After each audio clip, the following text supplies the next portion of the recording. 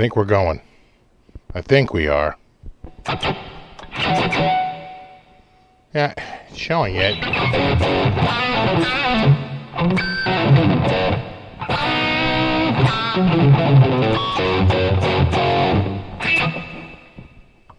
Yeah. Yeah, we're live. People saying that we're live, and I believe them. YouTube, it's really popping up that ad. Now would be a good time to insert an ad.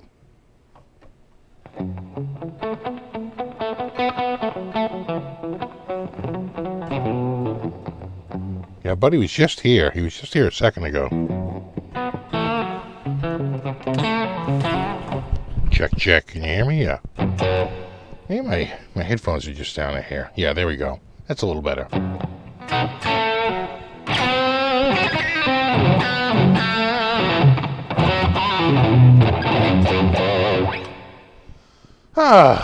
What's up, Numinator? Terry G.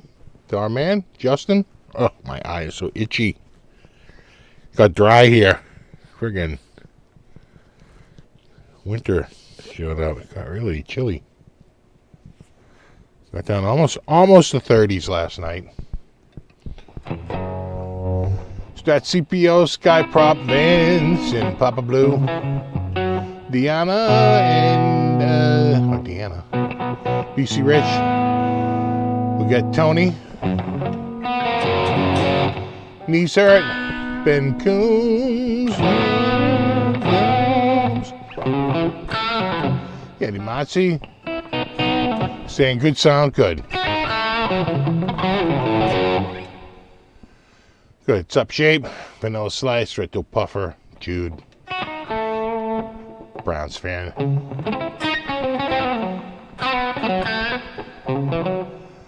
What's up, Arini ones, Ariniones? What's up, Coots? What's up, Speaker? Good to see you the other day.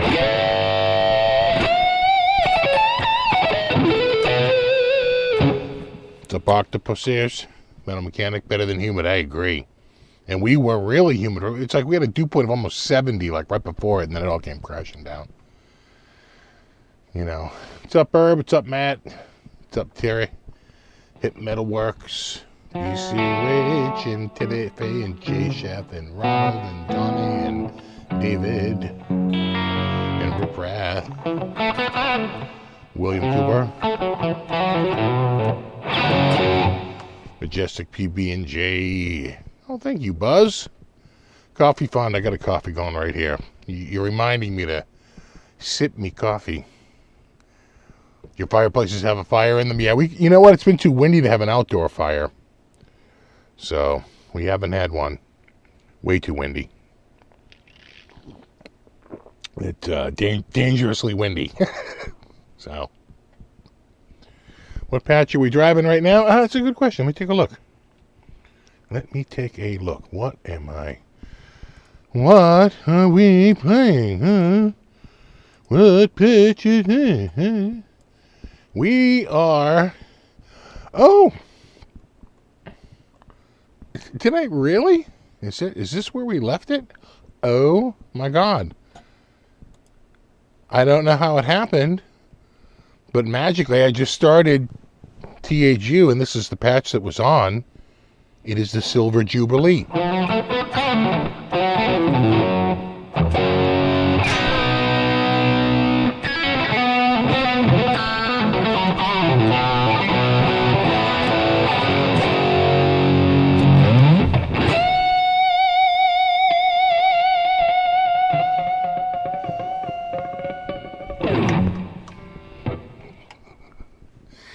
Yeah, Nova Scotia. You know what?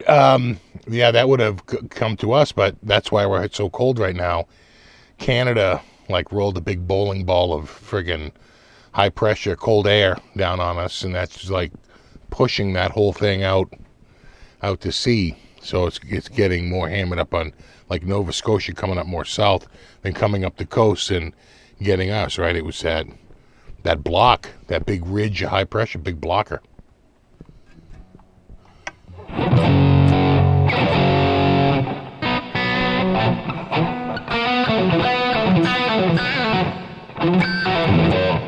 Oh yeah, he missed you up, bro. That's those are rare.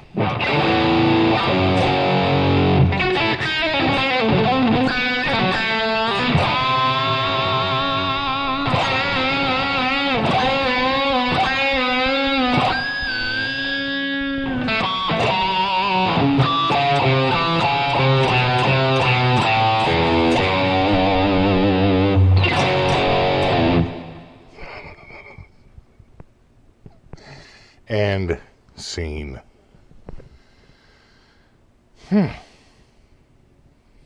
Oh yeah.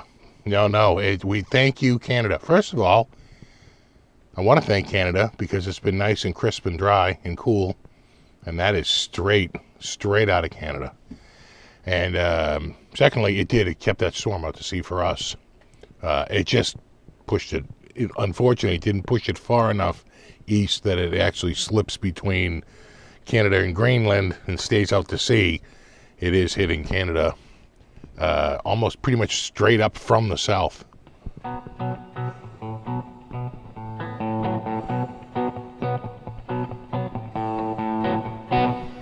Yeah, super low pressure storm. It's bombing out. A little bombogenesis.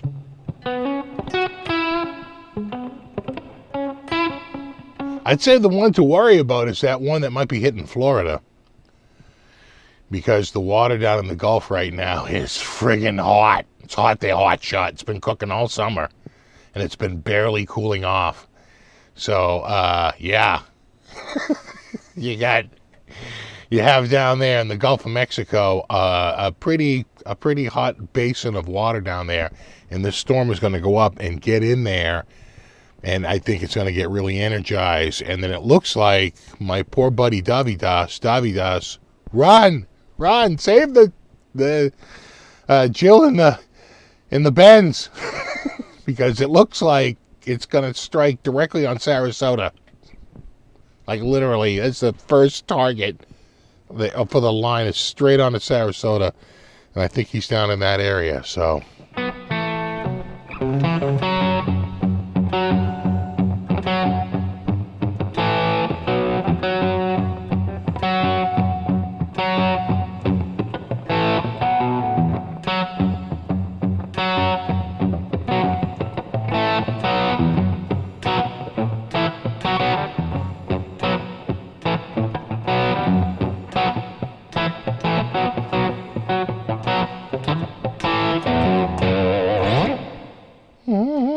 Yeah, Sharknadoes. Already got a foot of snow. I'm looking forward to the snow and the frost. It kind of unlocks the attic because it doesn't get so hot up there you can't stand it, you know. Because, you know, you got to remember the air conditioning is coming from the basement, and by the time it makes it all the way up to the attic, it loses a lot of its, you know, cooling. And quite frankly, a lot of its heat. But there's so much solar heat up there that in the winter, it's actually quite pleasant up there. But not so much in the summer.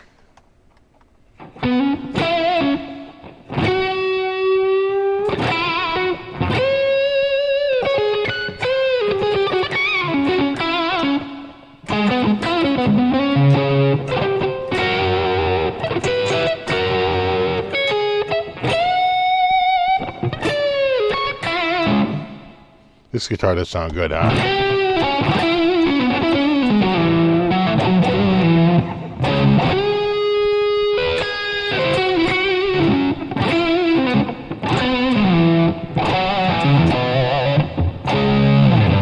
Plus that Silver Jubilee is sounding good, right?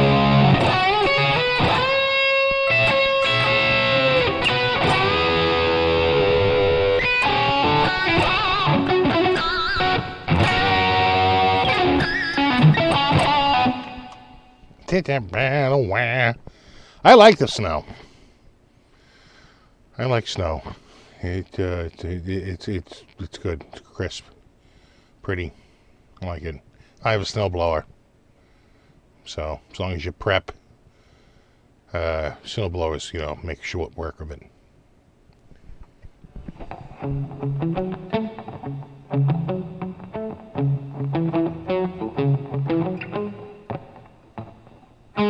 Yeah,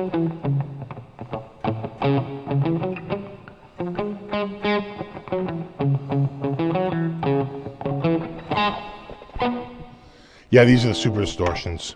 This is to recreate one of the guitars I had when I was a kid.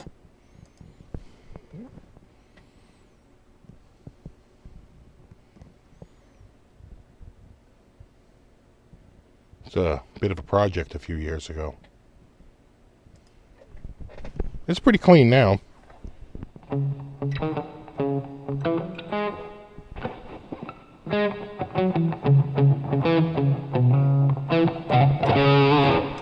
How did it do? What do you think of the new NVIDIA GPUs? And now I'm glad I picked up my 3080. Because it seems like those aren't going anywhere off the list, and if anything, they might be going up a little bit. So, we'll see. I tell you, my new system is it's been pretty rock solid. I've had it going for like a week now, and it's been pretty good. My server has actually been acting a little flaky lately. Like it works, and then I go to like get something off the drive, and the drive seems to be fine. It's pretty new, and it's a really robust enterprise level drive. Helium filled and all that crap. But I don't know. It's the drive registers is fine, passes every test. I almost wonder if there's maybe something in the motherboard going on, or it even could be the power supply failing. Right? Who knows? But I have enough parts. I could probably build another system. But then it's like, do I want to start rotating systems around? Right? Because then I would probably have a 2700X ready to go. Am I really going to turn that into my server? Probably not. I could make that my system over there. Take that system, make that the system over here. That's a 6th gen. Right, so that's a Broadwell core. Broadwell, I think. And then this is like, I think it's Ivy Bridge. It's real old. It's like the 3rd gen? It's 3rd gen. So this is like a 3770K. That's like a 6770K. So I'd make this the server probably. And the case is kind of crap, and the power supply is kind of crap too. Right? So then you're like, am I building one? It's, oh God, it just unravels into a big money pit.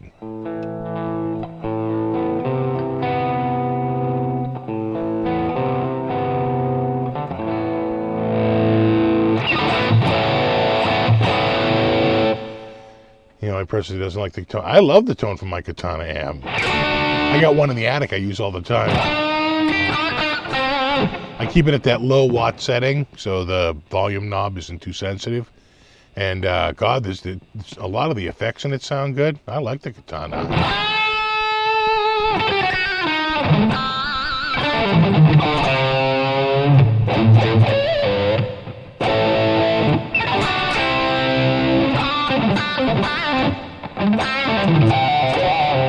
It's a 10 solo. A Papa Blue. What?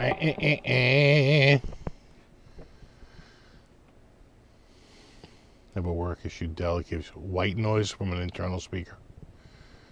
Due to some firmware issue, will not correct. Static at 100 sometimes. Yeah. I used to have a laptop that would leak like onto the, if I had to plug the audio plugged in, as you like move the mouse pad around, you'd hear it go like, right, the bleep blorp, right? It would like leak the audio, had like an EMF that would leak out to the internal audio system. It was pretty weak.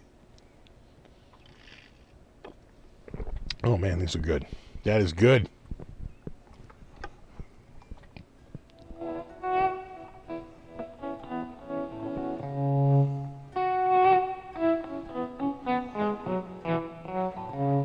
Tyler headstocks are ugly. Well, it looks like a, right? Looks like a foam finger. When I see a Tyler headstock, right? Looks like one of those foam fingers, kind of like that, but like a double foam finger, right? Like a Scout's Honor or something.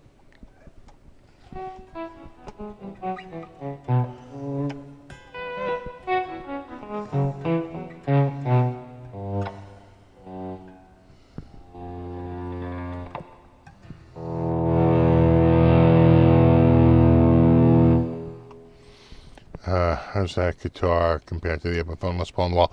Well, without a doubt, that's heavier. This is probably a pound lighter. That's a set neck. This is a bolt-on neck. This smells, from the 1970s. That smells relatively fresh.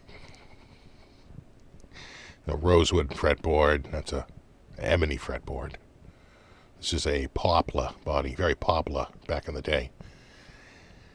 I don't know what that is. I want to say it's mahogany. I want to say it's all mahogany construction with that, but don't hold me to it. I'd have to take a look and see. But I think it's mahogany. So it's it's very different construction. I can tell you the smell difference is notable.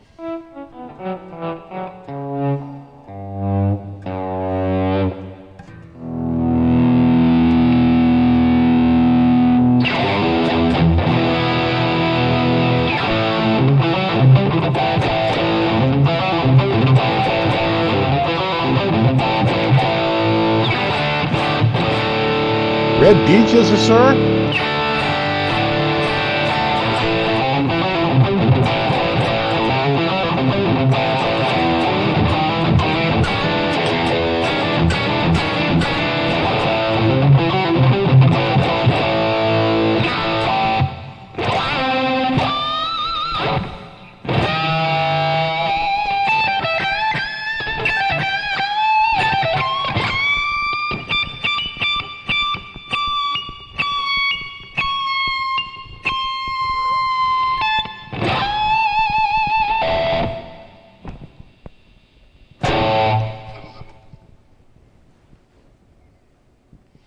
I'm hearing applause in my head, which is where it counts.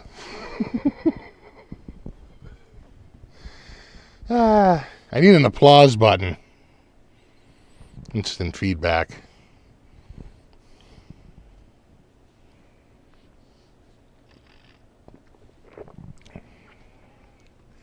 '70s smell? No, that's more like a musty beach. It's got I think it was in storage for a long time.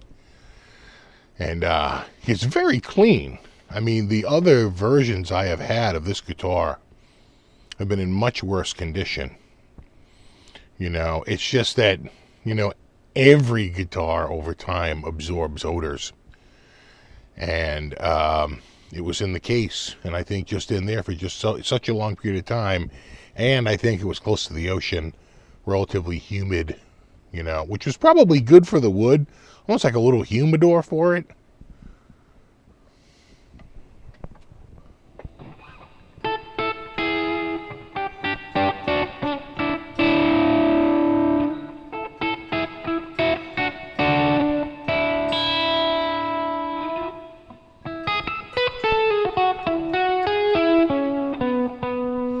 Can I do an ozone treatment? I have actually a couple of times. It's not too bad. It was much worse when I got it, but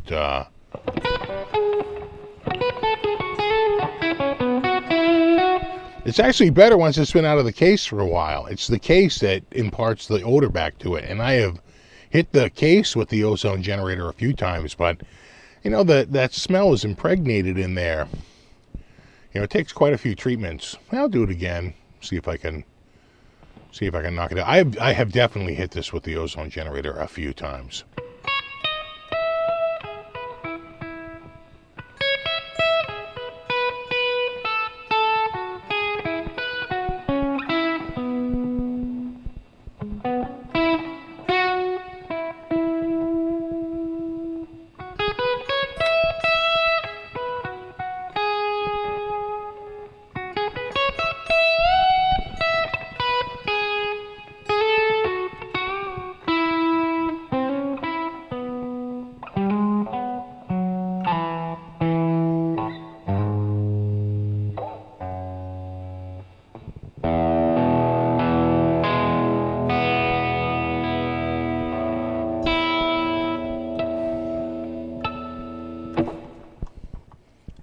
Get your hankies out.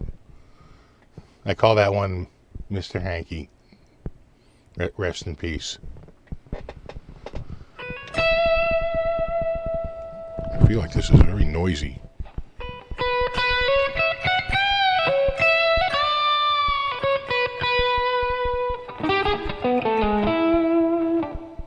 Steak just finished. Nice.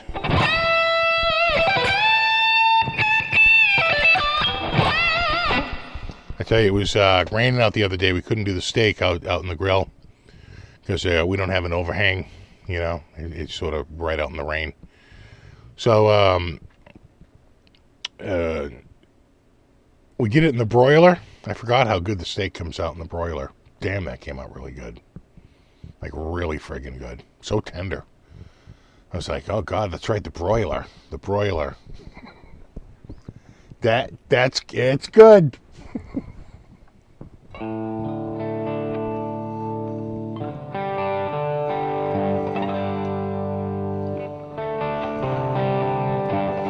Do a sous vide first, and then broil it for the browning step.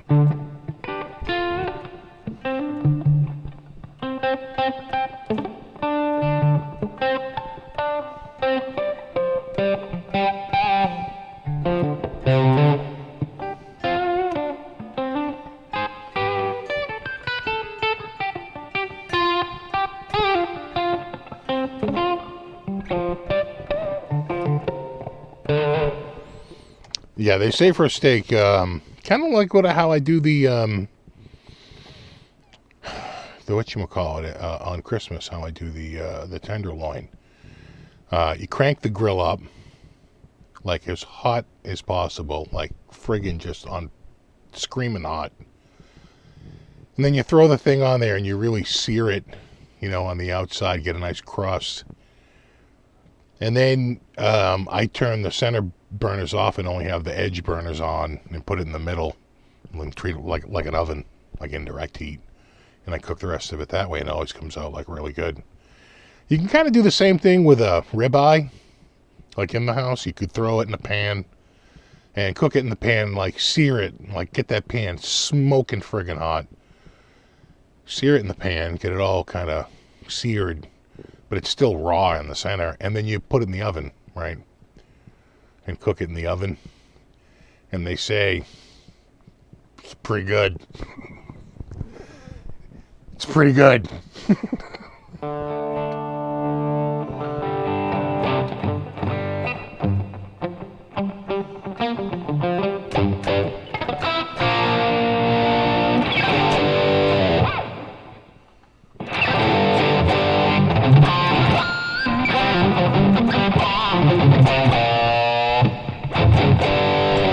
Yeah, exactly. You'd sear it in a cast iron skillet, and then you would just leave it in the skillet and put the whole friggin' skillet like right in the oven, and cook it right in the oven for the remainder of the time.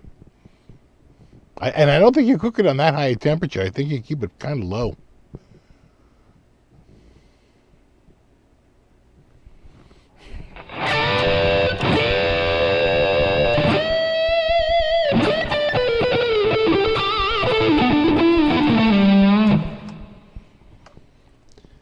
Big question. How's the AC fan? Still broken. Still broken. I had a friend over the other day, and we did the other trolling arm on the car, and I showed it to him. He's like, dude, we'll get this off in 2 seconds. And I kind of agree with him. I'm like, yeah, well, exactly, we will. So I'll give it a try. I'll give it a chance. And and if it doesn't work out, I can always just call them and have them do it. But I reached out to them and basically said, you know what, it's already cooling off. We're not going to do it till the spring anyway. Your price is good. We thought it was reasonable, and I'll just reach out to you in the spring. And they were like, fine. And if not, between now and the spring, I actually fix it, then I'm good. And I might actually bring them in because I'm thinking about putting a little mini split down here. It could use a little extra heating and cooling in the summer and in the winter.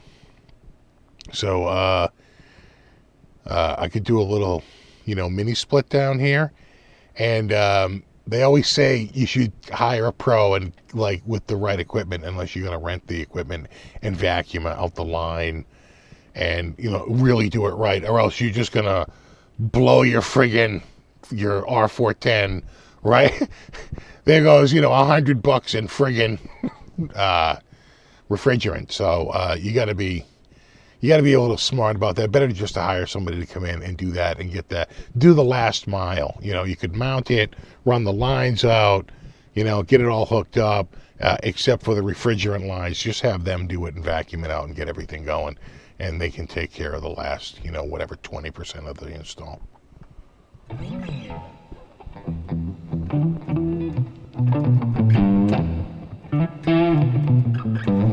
Last time you broiled the steak, you ruined it. Think it was too hot. Yeah, you got to keep an eye on it. We have a high-low. I think we usually start low, and then at the very end, if we think that it's done but it doesn't look browned enough, we'll throw it on high for the last 60 seconds, and flip it a couple of times and get that last little browning. Usually come. And don't forget, you always have to let a steak rest, or it's not good.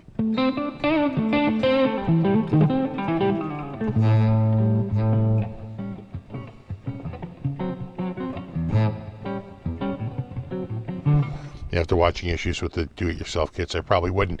You can do a lot yourself, right? You can drill the hole. You can run the line outside. You can mount the thing on the wall. You can set up the pedestal on the ground or mount the wall mount right on the side of your house, right, if you're going to have it sit up, because it can't sit in the snow, right? It's got to be up off the ground a little bit, right? So you can do a lot yourself, but like the electrician part, in this state, you really only licensed electricians are supposed to work with electricity.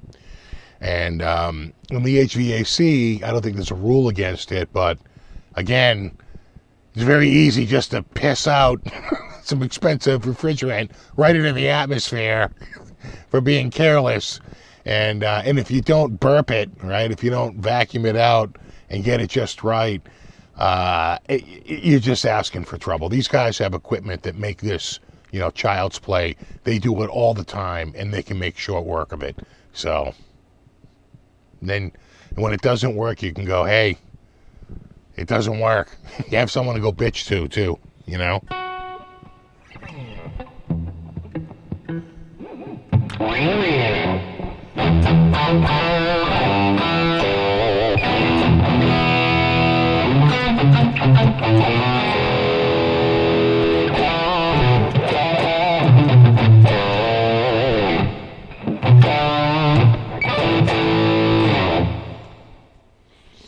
You ever think about building an overhang? No, because we have to keep the grill kind of away from the house a little bit. It's too far away.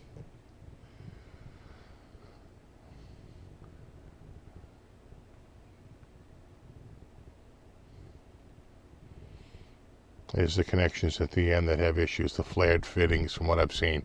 Yeah, and they might even have the right tools to make sure that that's like a nice snug fitting. And you don't even, you know what I'm saying? And they're just so used to connecting that up and getting that just right. Where this is like your first time or second time, like hooking a line like this up. And you're like, oh, I think that's right. They've done this 1,000 times. That's why you're better off to go to those guys. Just the experience alone. That is yummy. Yummy.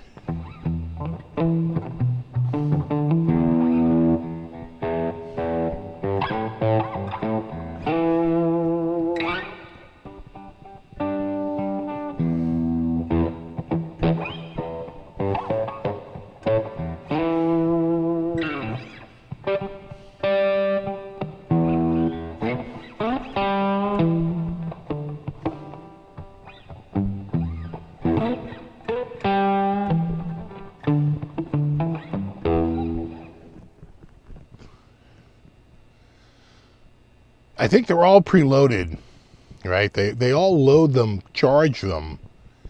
It's just the doing the dance to make sure you don't lose it. You know, the pros can take it out, put something in it, and check for leaks, right, before they... There's all kinds of ways that they're way better at this stuff than we are. Check and see if there's a drop in pressure, right, and fill it back up again. It's... Right, they put a vacuum on it, right, vacuum the stuff out, see if there's a change in pressure. Because if you're vacuuming it and there's a change in pressure, you got a leak, right? They got it down.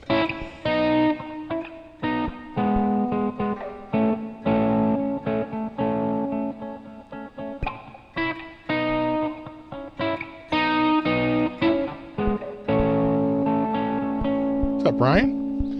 Down in Tennessee. What's up, Hensley?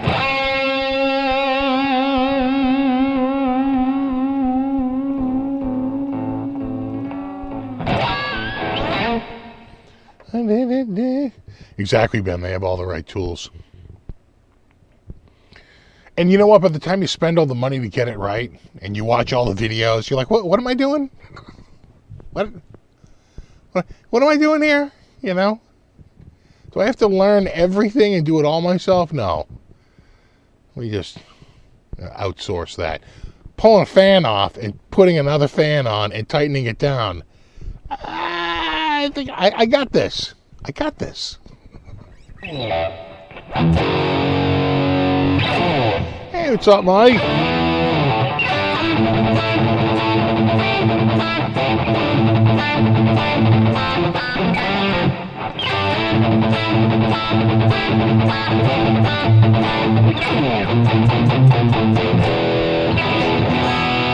When I think of the artist series from the late 70s, early 80s, I had one. I had a 1980 Ibanez Artist. I sold it. But that was a nice guitar. I just never found myself playing it. And I think anyone who would play that would tell you it's got a 50s style neck. It's a larger, rounder neck. More like a 50s Les Paul than a 60s. But that was a nice guitar. Maple top, mahogany body, you know, all the appointments. Bone and brass nut. I mean, why choose? Just make it out of both. The back plate was made out of anodized aluminum, and it was engraved, crafted in Japan by the artisans at Ibanez. So it was a nice guitar. Had the switches, you know, for coil cut and parallel, or I think out of phase, actually.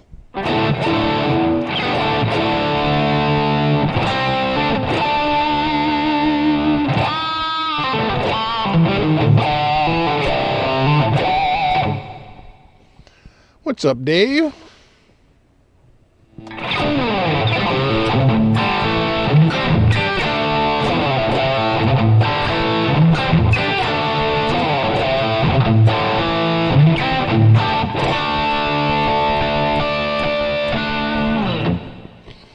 First half hours up, so exactly when that's all start. Yeah, so that's it. I usually like to go about half hour in. Oh, God, my leg. I was out doing yard work, wicked yard work. You know, I was sort of, you know, am I prepared for this? Am I not prepared for this? You know, the more I think about it, did I actually go and set that up, or was I thinking about doing it? I may not have set it up. Well, we can do, where can I do this? I guess right here.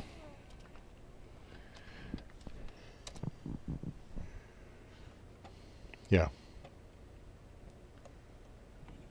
So, hold on. Yeah. Here we go. I could just sort of recreate it. Where would that be? I guess that would have been... Yeah, right there. Yeah.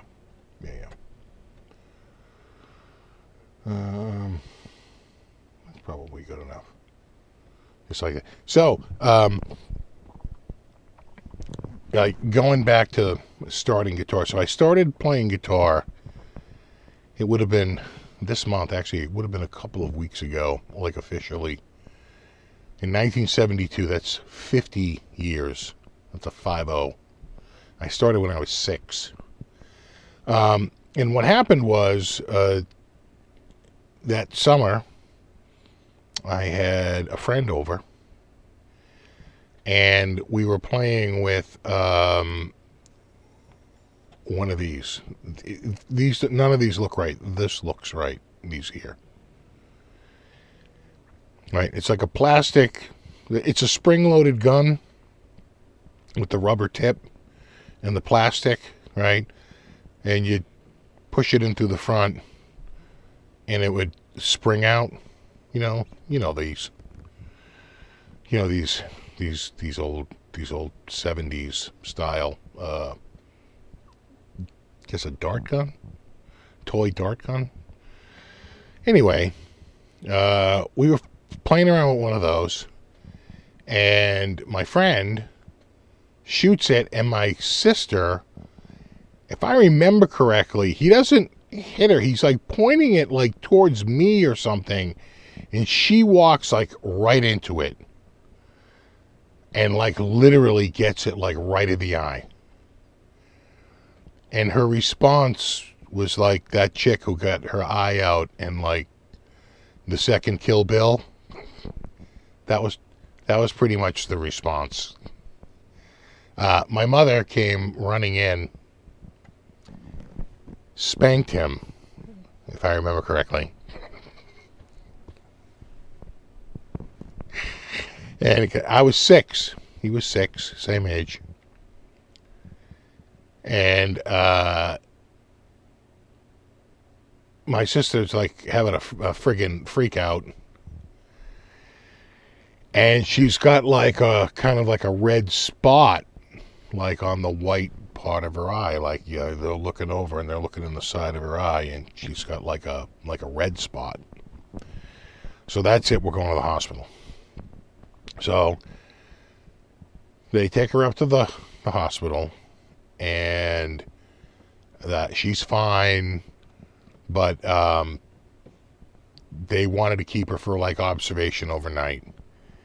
And while she was away, and it was just me at home that night, my dad that night brought home a guitar to like cheer her up, because my mother had called him at the store and told him what was up. So he brought home a guitar. And so I got to like spend a little for her, which was like killing me, because I was like, I loved Hee Haw and Roy Clark and all that stuff. So he brings home this guitar, and I am like freaking out. It's like a real guitar, like right there.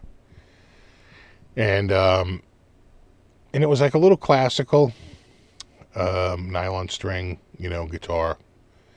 And sure enough, she came home, they gave her the guitar, and then they set it up. We were both going to take lessons starting like that September. That's sort of when I like officially like counted as like starting. And so we had this guy come to the house. I remember the first lesson, I think it was on a Wednesday. It was like the Wednesday after we went back to school, right? So it's like, I'm pretty sure I just started first grade, and it was like the first week I'm in like first grade, maybe the second week, but he only worked when if school was canceled because of snow, he was canceled because of snow.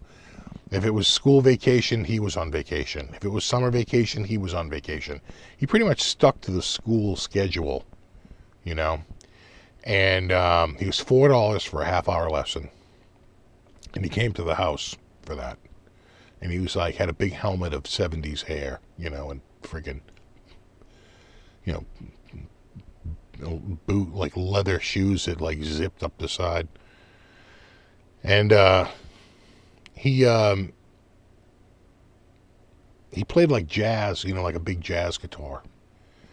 And he, I remember he came there like on a Wednesday, and I was the first one to go for the lesson, and he had us sit down, and we're in the living room, and we're sitting on the couch, and he sort of gets me, when he found out I was a lefty, he wanted to know if I wanted to play the guitar the other way. I was like, no, I want to play it this way. And he was like, okay, all right. And mainly because it had a pick guard on it, which told me which way to hold it. And I had been doing that all summer. So I got really used to holding it like a righty, not a lefty. So when he was like, oh, if you're lefty, hold it like this. I was like, that doesn't feel right. It's like this. He was like, oh, okay. And pretty much when that was over and he took out the book, he like looked up to my mother and said, I'll never forget, he goes, this is a private lesson. And she goes, I'm sorry. And she like went off to the kitchen. It was a 4-room apartment. It wasn't, she wasn't too far away. And so she went off to the kitchen and my sister went off to our room. We shared a room in my parents' room. And then I remember I took that first lesson and my sister took her lesson. And within about a month, she quit.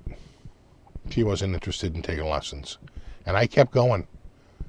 I went with him for 4 years. I stuck with lessons with that dude. And I look back at some of the lessons, we kind of went through like the Hal Leonard books and stuff. And I look back and first of all, he was a bit of a ball buster.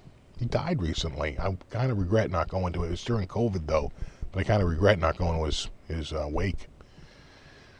And, he would like, I would say that the one thing I remember him writing all the time, and even back now when I go and I look through the books, would be beat your foot. He used to write beat your foot, exclamation point, and like underlined it. Like beat your foot. He used to, like all the time, you gotta beat your foot. You gotta beat your foot. He's like, oh, you have no timing to work with. And he was right, and we would work through that. And then what happens is I remember that those first couple of weeks, especially really that first week, I remember being kind of upset. It was hard. It was hard to play. He had given me a song I had to learn that week. And I was probably, you're 6 years old. It's tremendous pressure. I'm sure I was crying and being like, I don't like this. And my mother was just like, I'll bet if you tried to go through that song once every day, you would have it down by the end of the week. And I said, okay, I'll try it. And sure enough, she was right. By the time I got to like the third or the fourth day, and I would only do it once every day. He used to tell me I had to practice 30 minutes a day, which already like freaked me out. 30 minutes when you're 6 years old is like, that's a whole friggin' Flintstones. That's an entire, that's an entire Monkeys. It's like, that's a long time. So,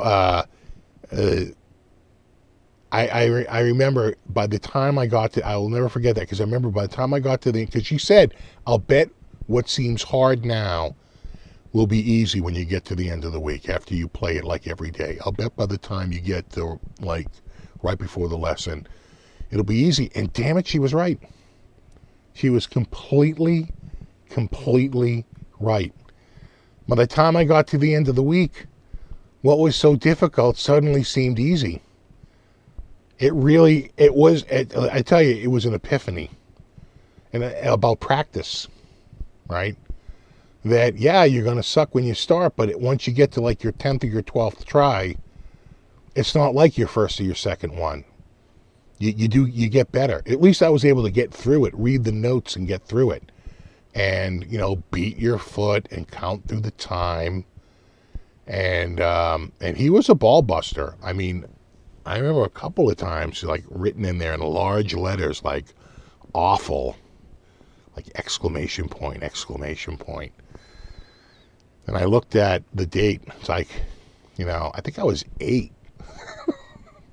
It's pretty young. I was pretty young, It's like they don't teach him like that anymore. And I remember he was getting into chords. And you're a kid, you don't know. I just knew the chords I liked. And so I remember I went through one of the songs and I just wrote up a bunch of chords that I liked on the top of it. And man, he hit the roof. None of these chords are right. These are not the right chords for this song. Like, he took it very seriously. Like, I own this book, right? I mean, is it me? So anyway, he was. So I'm playing the acoustic. And within the first year, the little girl next door, she was super nice, was over. And, we're probably having tuna sandwiches and, running around watching TV and having fun. And it was leaning against the door to our room, to the kids' room. And we were running in and out, and we hit it, and it went down, and it snapped the neck, like, right off of it. She did it. And she was so upset, and we were like, don't worry about it. It's fine. It's fine. And I remember my dad brought home this much bigger acoustic, and I was like, oh, I like this. But it had steel strings instead of nylon, and my teacher was like, no steel string. No. Nylon string. Go back and get a nylon string. And he did. Like within a week. I only had that for 1 week, that steel string. He went back and he found a nylon string. And that's the one you saw in the thumbnail. I still have it. I took that photo earlier tonight. It's kind of beat up. It's missing a few strings. The finish is literally painted on. It's a Cameo, which is one of those off Japanese brands, from the late 60s, the mid to late 60s, And it's pretty much garbage. What would you do? Would you dump it? The same with the electric. So let's talk about the electric. So I'm playing for a couple of years. I want to get an electric. And so this is 74. So this is probably, I forget if it was the spring or if it was the fall, but I think it was the fall. And, I'm pretty sure it was. And, because it was crispy out. And I had been hanging with this kid. I was 8 and he was 12, and my parents did not like this kid. He lived in the apartments a couple of streets down. And my parents thought this kid was trouble. And they really did not. I forget his name, too, but they did not like me hanging with this kid. And, he had come up and we were cutting through some yards. Can't just walk on the street. He's like one of those kids, always cut through these yards. And we had already talked about maybe getting me an electric guitar, and a friend of mine's older brother had an electric guitar for sale. An Aria ES335. It's basically an Aria 510T is the model, the Aria 510T. He had it for sale and he wanted $75 for it, which I assure you in 1974. In 1974, that was our rent. That's what we were paying in rent at the apartment. It was $75 a month. So,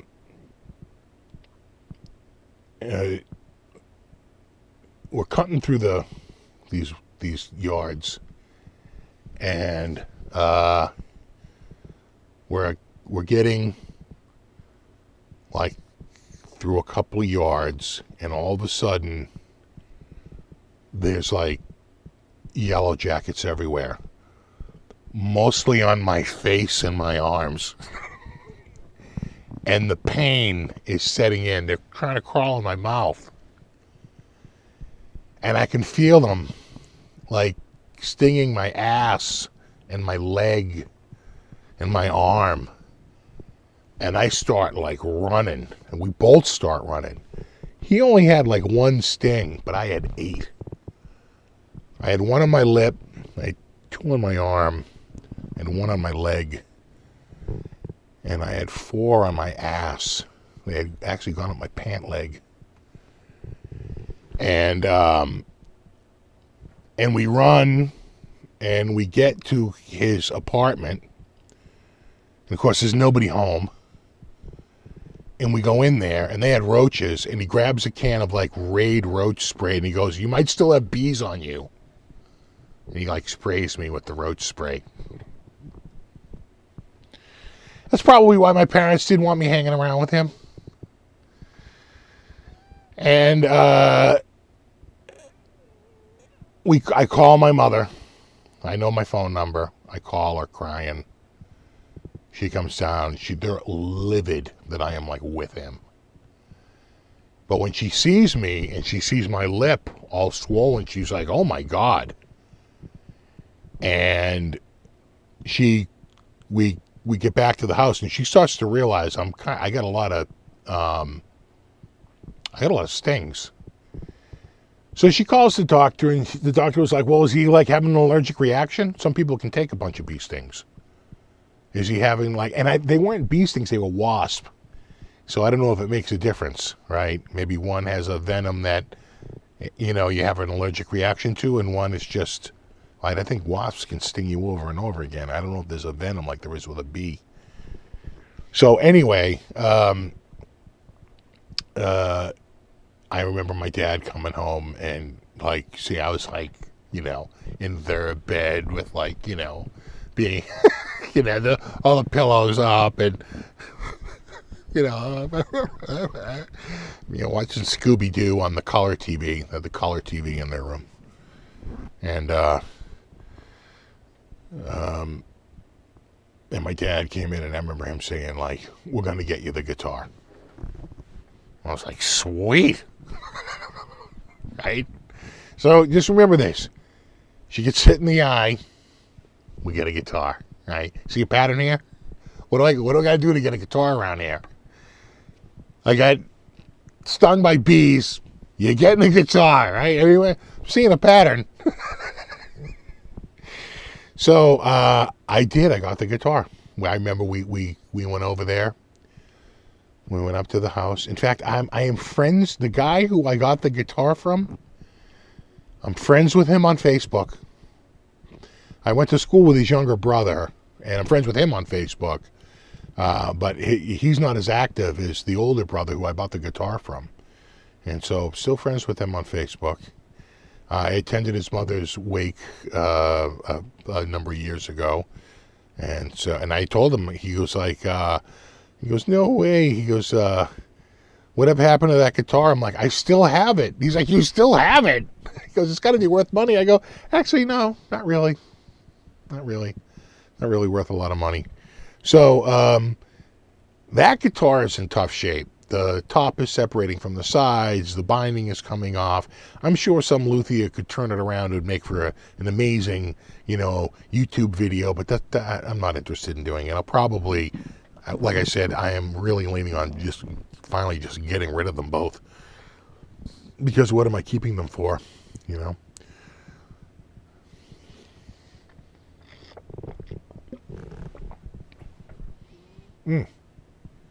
Exactly, no pain, no gain. Oh yeah, no, giving away the age with the color TV. Can I watch Scooby-Doo on the color TV? Okay. Like a 21-inch. Sony, although I will say this, they had a Sony Trinitron, which back then was some high tech in 1974. The lessons were $4 for a half hour, and he came to the house for it. And so I don't even think Guitar Center was a thing back then. Really, if you wanted a guitar, you went to E. Wurlitzer, who was in a big fight with Wurlitzer, but his last name was Wurlitzer. And as long as he kept the EU on it, he could use it, even though they had a trademark. And even though they're in the same industry. It was weird. Anyway, so I'm taking lessons with him, and he's coming week to week, pretty much following the school schedule. And we move over to a much bigger and nicer house. We move out of the apartment. We move into this massive, If you count all the rooms in the basement, it was like a 17-room friggin' house. It was mad. All the basement and the attic rooms. This place was friggin' massive. And so we move over there, and he's there for, I want to say, so we moved there summer 75, and the last time I see him is like the spring of 76. He comes in the fall of 75, goes through the whole, pretty much stays for the whole year, right? And we go through the whole thing. And I don't think he came back in the fall of 76 and came through 77. I think that was it. I don't think he came back that following year. And it could have been that just, we moved. We weren't that far away, but it could have been far enough away that it wasn't worth them to go. So I'll never forget my second to last lesson. My second to last lesson that I ever took. Because he knew when school was ending. He knows when his last lesson is for the summer. We get in there, and I remember we're in the downstairs den in the house in West Roxbury. And he goes, hey, he goes, so, I want you to go like this, and he shows me.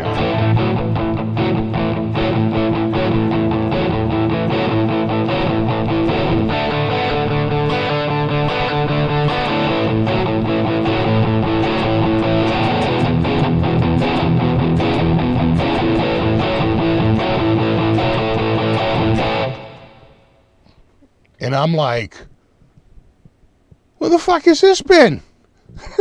What? You're laying this on me now? I'm like, I am blown away. I'm like, oh my, this is what the guys are. We're playing all this junk, all this garbage, and the goddamn Mel Bay book. And you got this up your sleeve? You're pulling this out on me now? We have one lesson to go. I'm like dying. I'm like, oh my God. He shows up the next week. I hear my mother talking to him as he's coming in. She's like, I've never seen him practice more in a week than this week, ever. In all the years you've been coming, he practiced this. We couldn't get him to stop playing it. Right? And sure enough, he comes in on that last day, and he's like,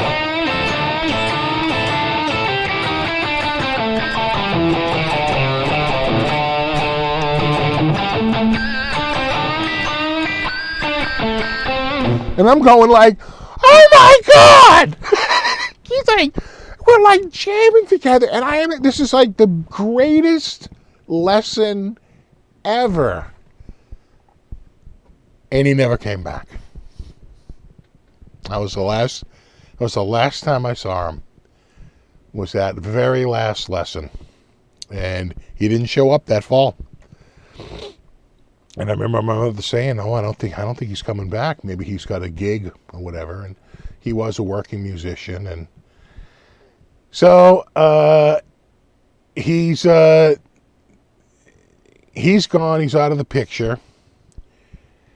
And, I sort of, maybe lose interest a little bit. I kind of stopped playing. And pretty quickly, it's kind of amazing, pretty quickly I sort of forget it all. It's like I'm in school, I'm concentrating on other stuff. And I remember going back and like looking at the book and going, oh my God, I don't really remember this. Like really being sort of a little like bewildered at like how quickly I could forget, like how that all happened, like all those years of playing. So I don't really think of it. I figure I'll never play guitar again. It's just something I sort of did for a while. And then cut to, so that was probably, last time I saw him was the spring of, that would have been the spring of 76. So cut to summer of 77. I'm in this little league, this summer-long little league. I'm doing that. And then, I think 78, we spent the entire summer down the Cape. We had a couple of cottages in Plymouth, and which works out because you rent one and you stay in the other one, and so you're always moving from one cottage to the other, but you got rent money rolling in, right? So we're always renting one and staying in the other one, and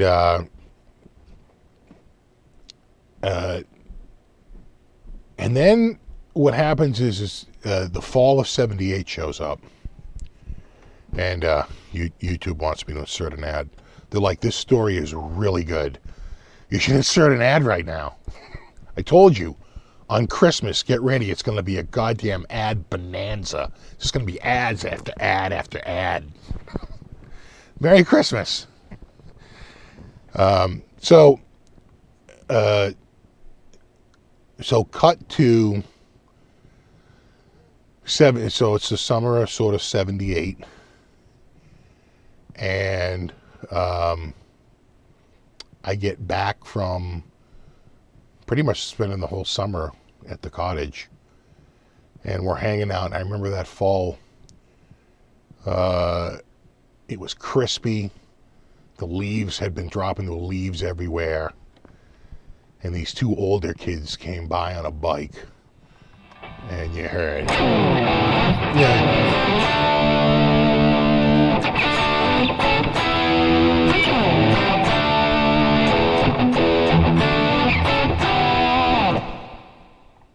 and a buddy of mine was like, "Oh, is that that new band? Like Van Halen?" He's like, yeah, man. You know, big giant boombox in his ear. Yeah, check out my new boombox, bro. You know, wearing a hoodie with a leather jacket over it. Right? Jeans and work boots. It was pretty much the uniform of the day. And that sort of, you know, maybe rekindled a little bit more, because I remember going and getting the album and sort of listening to that a little bit. And then the summer of '79 was sort of a crazy summer. That was a real awakening summer. You know, I won't even get into the summer of '79. I was 13. It was crazy. It was a crazy year. You know, girls and all kinds of nuttiness. And then cut to the spring of 1980. And I'm getting out of, Catholic school, and I'm just so done with it all, right? It's like 8th grade. I'm finally getting out. I'm all set to go to high school. And I don't know, I just remember like going down to the barbershop and like getting a crew cut. Like, never did that in my life. My parents loved it, just out of the blue. I'm going to go. I was very, I don't know, probably a little mental illness going on. But I like run down, get a friggin' crew cut, right? I'm going to Travis Bickle this shit, you know? And so we hang out with this whole new crew that summer.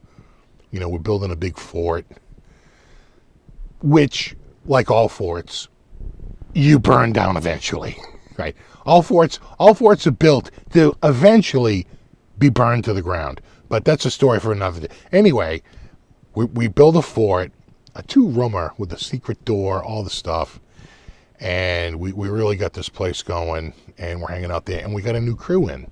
We got new kids, right? Everybody's getting a little bit older, and we sort of have a new crew sort of hanging around. This sort of happens like that whole summer, right? Starts in the spring. I remember we're listening to Van Halen. We're listening to Women and Children First. And we're building the fort, and we're drinking beers, and we're like 14. We're like in the woods, and, you know, it's a lot of beers and weed and, you know, all this stuff. And we got this new kid who shows up. He's in the group. And he plays guitar. I'm like, oh, no way. And so I wind up going to his house, and he's got a Hondo Les Paul, kind of like this, a custom, right, the block inlay, but his was black, right? So he's got a black, like, Hondo Les Paul custom with the block inlay and Hondo headstock, and he's got Carvin M22 pickups in it. It's like, yeah, bro, like Carvin M22s, and he's playing it through a crate amp. You know, the crate amps that actually look like a goddamn crate. That's what he's going through. Maybe I could find one of those real fast.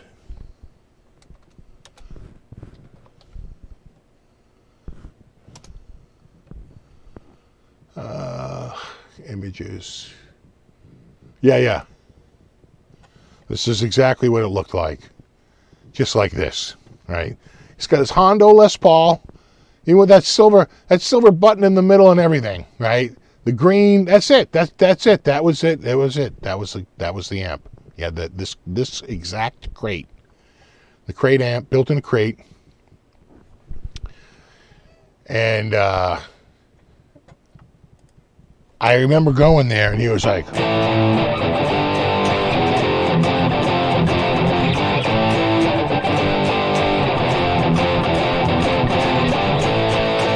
from like Stairway to Heaven, and I was like, oh my God, that's nothing like what my guitar teacher would play. This guy like knows like real songs. You know what I'm saying? It's like, this guy, like he knew like real stuff. He's like,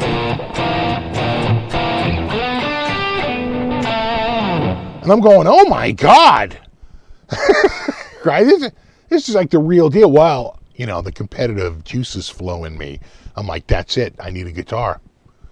I got to get a guitar. So I'm looking for a guitar like crazy, trying to find a guitar.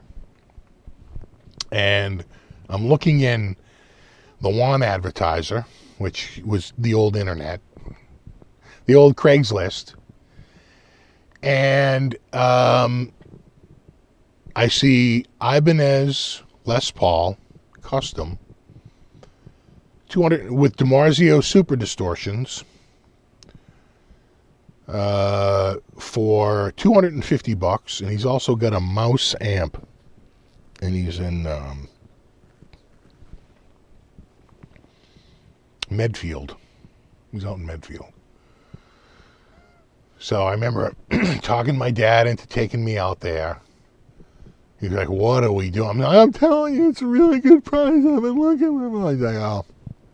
And we get there, and this is the guitar, right? Not this guitar, but this is kind of like what it looks like, you know? And it kind of looks like this condition, right?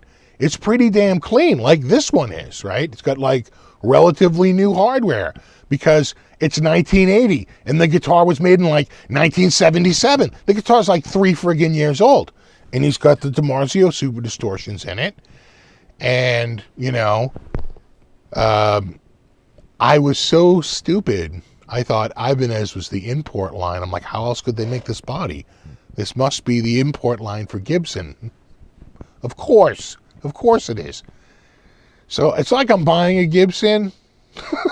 It's just the Japanese Gibson, right? That's how your brain works when you're 14.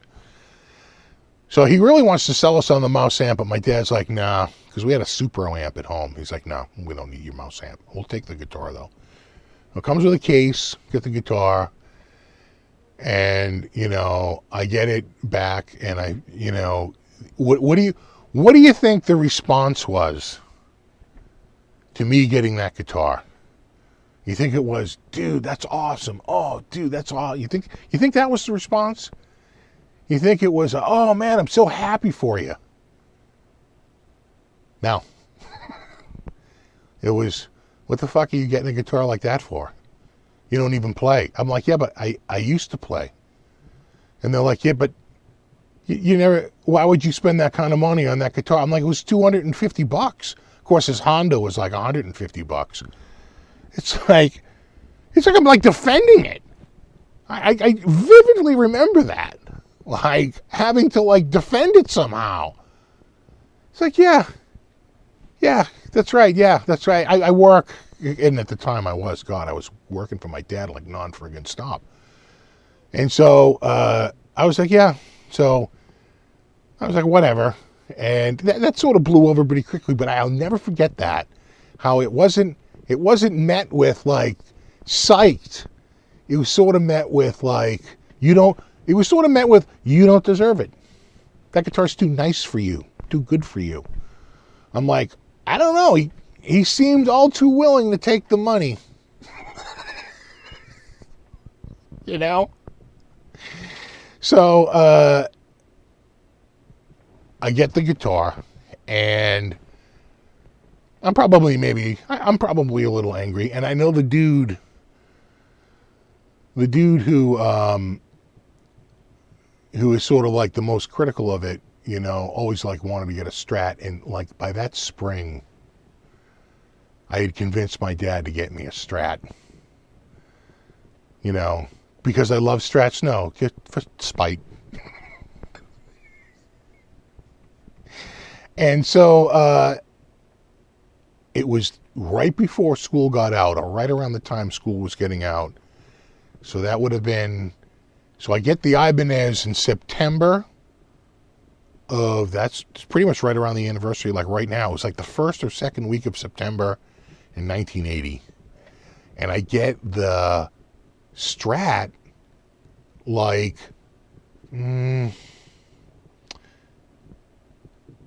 it was right around the time school ended, because I'm pretty sure school was out, because I don't really remember, like, I couldn't even really mention it to like anybody at school.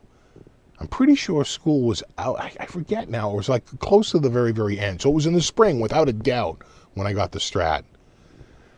And I remember the yeah, so that would have been 81, right? So I get the Strat, and I'm dying to get a Strat. I want a Strat so bad. Why? Well, because I have one of these, right? And this has a hardtail, and it's got a rosewood fretboard. And what's a Strat? It's going to be a maple fretboard. It's going to have a tremolo on it, right? So I'm like, go get yourself a Strat. It's going to be a very different guitar. It's going to have a maple fretboard. It's going to have a trem on it. So, of course, I'm reading the ad. It probably says, like, RWHT. And I'm like, I don't know what that means. It's a Strat. So we drive down to South Boston. My dad takes me down there. Again, he's going, what are we doing here again? I'm like, it's wicked cheap. And he knew, because I had been showing him prices, $450, $4 1/4, $450, $375, $400, and now there's one in there for $300, and he knows that that's cheaper than all the other ones I had begged him to buy me for the past month. And you know, I'm Cartman, I'm like his little Cartman there, and I'm like, this one's only $300, you cheap bastard. He's like, all right, we'll go. So we drive down to South Boston, down to K Street. And we go up into some like apartment, like it's almost like a brownstone, you know. And we go upstairs. And I remember we went in, it was a guy and his girlfriend. And I look at the guitar and I'm like, oh my God, it's a rosewood fretboard and it's a hardtail. It's like the exact opposite of what I wanted. And he was like, yeah.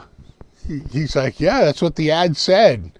And this guy, he's pretty angry, it seems, about selling it. So I remember sitting on his couch and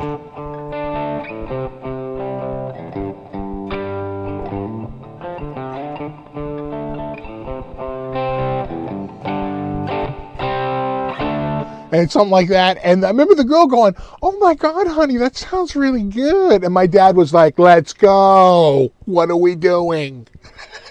And we buy the guitar, comes with a case. I get it home.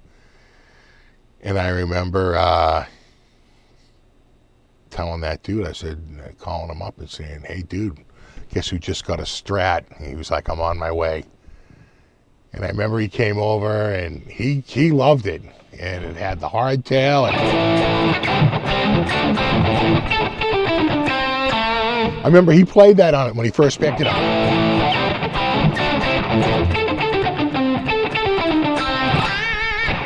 You know? And I'm like super excited. I got the Strat. I remember, cut to that fall.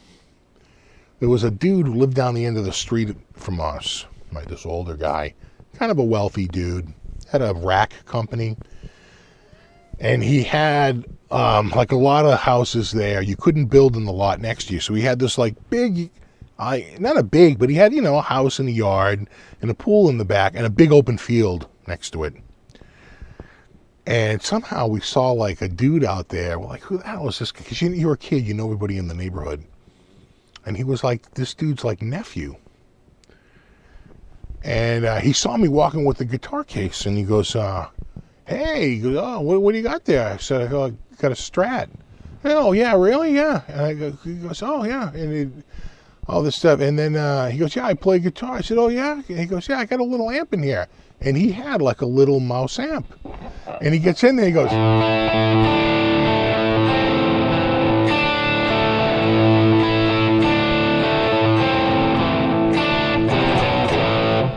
and I'm going, oh my God, that's AC/DC. Right? Like, how is this like random guy on the street, you know? And I remember him showing me a few things. You know, this like guy who lived out in the pool house. Right? He lived in the friggin' cabana. He was like a Kato Kalin, you know, living on this dude's, right? He was like this dude's nephew. So, I got that guitar, and the dude who, you know, the Strat, who had the Hondo Les Paul, he is working for the town that summer. His dad worked for the town. He's working for the town. And he is basically shining floors, you know, in the schools. He's basically working for like the Department of Public Works, you know, going to schoolyards and with the big giant blower and just blowing the whole thing out, make it all nice and clean for the fall for when the kids go back to school.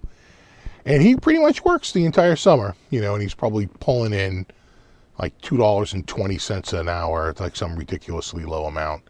But by the time he gets to the end of the summer, he's got a few bucks, right? He's earned hundreds and hundreds of dollars, and he's got a couple of bucks ready to go. And I remember we went up to this guy in Walpole. He kind of ran a little place out of his house, and he bought a 25th anniversary Strat. It was like silver. Now, I remember this is 1981, right? It was 1981. This is like, you know, August of 81.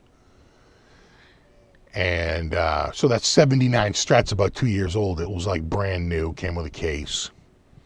And, you know, it said, you know, anniversary on it, you know, in the whole 9 yards. And, yeah, it had the big headstock. It had the 4-bolt neck, right? And it came in the Porsche silver, and with the black pickguard and everything. It was a nice, I could probably call one up real quick and just show it to you. 25th anniversary Strat. Yeah. Yeah. One of these, right? Just like that. That's exactly what it looked like. You know, but he's got what I want. He's got the maple fretboard, and he's got a trim, right? So even though I have a Strat, I have an old 73 Strat, wonk, wonk, you know, or 72. It was like a 72 or a 73. I think it was a 73. But he's got a 79, like a nice new one with a maple fretboard, you know, and a tremolo system. Mine was a hardtail. So I remember we went and got the guitar, and he was like, let's go to he got dropped at my house. And we had a sort of like a wraparound porch in the front, and I had like my guitar out there with an amp. And he came over, and we were out there and we're sort of jamming. I'm sure it's awful. And I go to get something. My dad sees us, and he sort of sees me in the window. And goes like this, or I forget if I just went out to go get a drink or to go pee. And my dad, he's in the living room. He goes, "Whose guitar is that?" I go, "His." He goes, "Where'd you get that?" I go, "He just bought it. We just went up to Walpole and bought it." He goes, "Huh? Maybe you need a new guitar." That was, "How dare you buy?" What? What? Buying a new guitar? How dare you? And my dad, he felt the heat. I was like, sure. I'll go along with that. So, you got to remember, this is 1981. You can't even get the anniversary Strat anymore, which was the silver anniversary, right? So, right, it's like the silver body because it's the silver anniversary. It's the 25th. A lot of them turned, gold, over the years. But basically that's the guitar, the silver anniversary. So,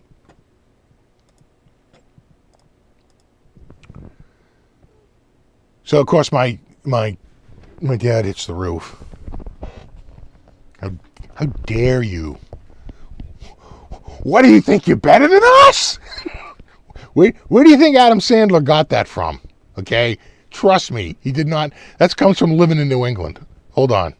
So we do find a guitar, right, to sort of one up, because of course that's what we have to do. Hold on.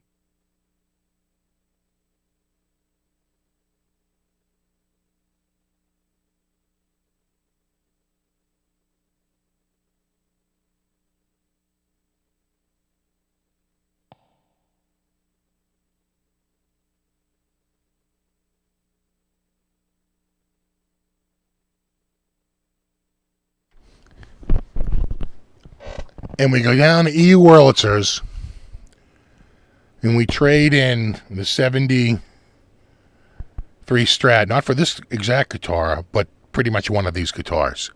This was the brand new Fender, the Strat. Weighing in at about 11 friggin' pounds. It's got a solid American ash body, brass master hardware, that is, of course, ensconced in 100 microns of pure gold, which meant Fender lost money on like every single one, and it had a special two-way switch and special wiring, and all this stuff. So, it was a death knell. How dare you? Oh yeah, you got the silver? Well, we got the gold, bro. I swear to God, that was the thinking. Okay, remarkably in tune, considering I just took it out of the cage.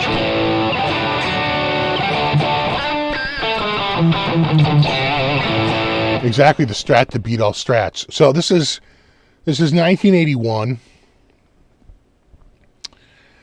And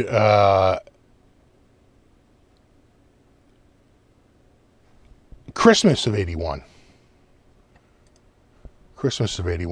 And I have a tutor. I have this woman from Newton who's a tutor for algebra and geometry. And she really got my act together with algebra. I mean, just really completely turned that around. I went from like, could never figure it out to like, oh my God, this is easy, and like blowing through it. Well, once you get over a certain step, you're good to go. But I remember I got this like right before Christmas. Not this exact one, but one of these. It did look exactly like this though. And I remember we had it under the tree because we put it out early. I think we got it like the Black Friday, like right around Black Friday, right? Because they were doing big crazy sale. And so this guitar, which was normally I think $650, I think they had it for like $5.99, like with a case, something like that. Or I forget what it was. Maybe it was $649. And we brought the Strat. And now I know what we paid for the Strat. We paid $300 for the Strat. And the Strat had really low frets. Those frets were pretty worn down. You know, those 70s Strats didn't have great frets. And they were pretty low, I got to say. And he was sort of feeling that. And he was looking at it, and it was kind of beat up, way more beat up than this guitar is, you know. And this guitar is, you know, from 1980. This is an 82. Well, this guitar is 40 years old. That guitar, you know, at the time, it was a 73. It was, you know, like 7 years old or 8 years old, right? And it was kind of beat up. So he's looking at it, and he goes, "I'll give you 3 1/4." And I turned to my dad and I go, "That's more than we paid for it." And he's like, "Shut up! That's not what we paid for it. That's what we told your mother we paid for it. Okay? Shut up." And I'm like, uh-huh. And he turns to him, and so the guy wanted to do, I want to say, 3 1/4 cash, and 3 1/4 for the trade-in, which would have got us to $650, right? Plus tax, like 5% tax. So my dad turns to him, he says, "Listen, I'll give you this guitar and $300 cash. I don't want to hear about tax. I don't want to hear about anything. I'm telling you, for the total sale, I'm going to give you this guitar in the case, this Sunburst, and $300 in cash. That's my offer." And the guy goes, "Done." I have to say, it was very quick thinking on his part. So we did a little better, you know. And the guy was going, I remember him just looking at it and feeling those frets and going, "All right, let's do it." And I was like, "Oh, thank God." And my mother told me that they went to the Singer store. She had saved up all this money to buy a Singer sewing machine. And my dad went with her. And she's looking at it. My dad like writes their phone number down on the guy's card and an amount on the back. He goes, "Call me when you can take this for it." And walked out. And my mother was livid. "I saved the money. I want the sewing machine. What are you doing?" She goes, "He called the next day." And we got it for what he wrote down on the card. So, you know, my dad knew what he was looking at. He was looking at a dude in an empty store at a mall, had to pay rent. And so we walked out. Now, to my dad's credit, he's like, "Are you sure you're sold on this guitar?" You know, which I kind of was. He's like, "Why don't you try a couple of different guitars?" And I tried a Gibson Victory. You ever see one of those? Let me look one of those up real quick. You ever see the Gibson Victory? It was sort of their version of a Strat.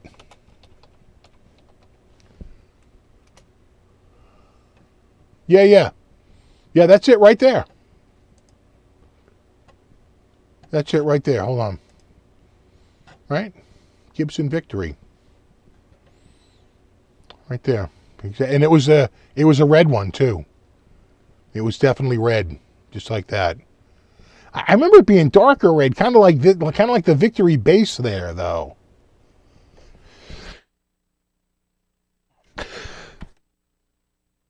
It definitely wasn't sunburst. It was definitely, yeah, it was like that. That's it. That was it. That's it, right there. That's what it looked like. It looked exactly like this. That was a nice playing guitar. Right? Gibson Victory. That was it. The darker red. I remember it had the pickups like that with the colors, you know, the zebras. That was a nice playing guitar. And let me see if I can find one.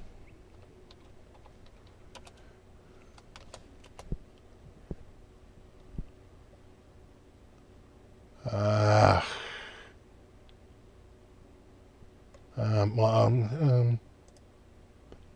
guess that would have been like 1981. Yeah. Yeah. There it is. There it is. That's it. I tried a Hamer V. That was it. That was it. It was a natural. I remember it being a natural. 1981. Hamer USA Vector. A Hamer. I tried a Hamer V. That was it. And at the end of the day, I was like, no. It was an 81. It was natural. That was absolutely the guitar. It was a Hamer V in natural. Which was a nice playing guitar, I got to say. Though both the Victory and the Hamer. I'm like, you guys are messing with my head. I came here to get a Strat, goddammit. He got silver. I'm getting gold. We have a plan. So I did walk out with this. And I did not like this guitar. I forgot that I really, I had joined a couple of metal bands after that. And I just forgot like how much I don't like single coils and how noisy they are. And I pretty quickly, found myself playing the Ibanez like all the time because it had the DiMarzio Super Distortions, which sounded great and didn't have a giant problem with hum. So eventually I switched mine out to the Seymour Duncan stack pickups, which is a step in the right direction, but it didn't really last, Also around this time, I'm really like crushing it, like picking up guitar. And what I sort of realized was, remember that dude with the Hondo Les Paul? I blew past that dude in about a year. It wasn't even a contest. Within 18 months, I was playing with kids in their 20s. And it's because I had that earlier stuff. It's like I had forgotten it, but I kind of hadn't forgotten it. You see what I'm saying? It's like, although I couldn't tell you, and it's like it was all sort of like learning it all over again. I think in a very real way, some of the synapses were there, right? For the two-hand coordination and stuff like that. I wasn't starting from scratch, although it kind of felt like that. It kind of felt like I was starting just completely over again. But you're not. You're not starting all over again.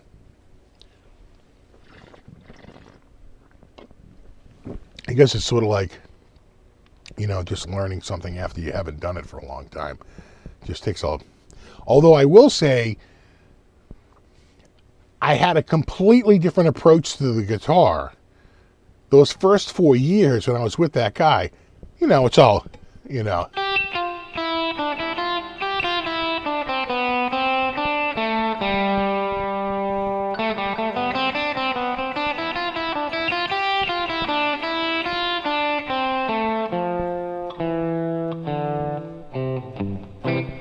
right? That's what you're doing with that dude. And now all of a sudden I'm going, oh my God. Even that, see? You missed the humbuckers.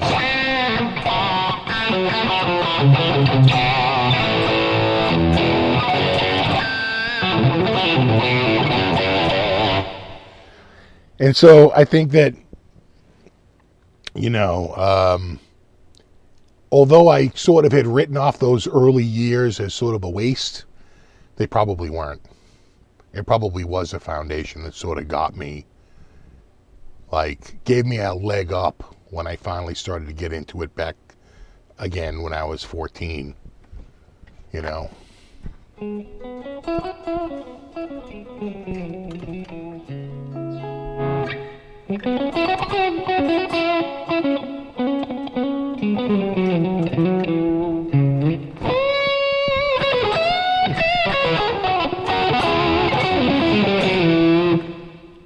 And I think one thing I used to do a lot that used to help was I would record myself playing. I used to do that a lot. I would record myself playing, and then I would play it back. And what I realized is that I would play it back when I first started, when I would first record it, right? So I'd make a recording, and I'd play it back, and I'd pat myself on the back and say, you know what, dude? That sounds pretty good, bro. You are kicking ass. Nice. And then I would go to record it again. I'd be, oh look, there's that tape from the last time I recorded it. Let me play this back. It'd be 6 months later, 8 months later. And I'd be like, oh my God, that is garbage. That is just awful. What? How did I ever think that was even remotely good? And I'm listening to myself going like,